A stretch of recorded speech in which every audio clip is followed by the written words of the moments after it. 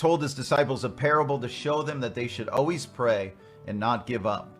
And I want to talk mainly today about this scripture about the widow who faced an ungodly judge. And this is in Luke 18, verses 1 and 2. And Jesus said, in a certain town there was a judge who neither feared God nor cared what people thought. And it's a story about really we are actually represent the widow in this story. And the judge in this story, Jesus is saying, listen, this is a parable about prayer and praying and not giving up, because he knew that you and I were human and we're flesh, and sometimes we want to throw in the towel. We want to give up. We're like, okay, God, I prayed and I'm prayed and I'm prayed, and I haven't seen anything happen yet. And I remember someone that said before that insanity is doing the same thing over and over and over and expecting different results. But so is faith. And this really got me through a very difficult time, because I'm like, God, I'm just contending. Am I insane or am I in faith?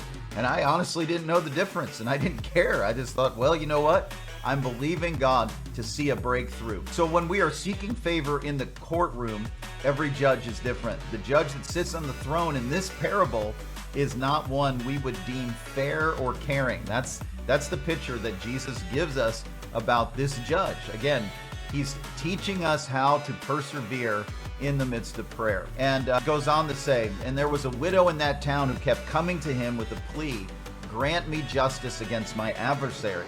So this widow, again, she, in ancient times, widows were considered a burden to society and were identified as those who suffered loss and were in constant need.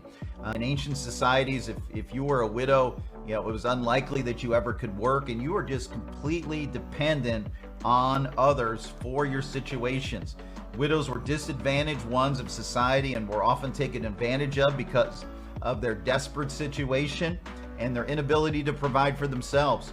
And, Scripture tells us to take care of the widows and don't take advantage of them. And, of course, that's not, how we treat the widows. We true religion, James says, is how we taking care of the widows and the orphans. But in this story, we see that there's a judge who's unjust, and there's a widow who is desperate and a widow who has an adversary coming against her.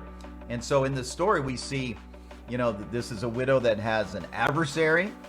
This is a widow that has no other source of help. This is a widow that's carrying the grief of an injustice.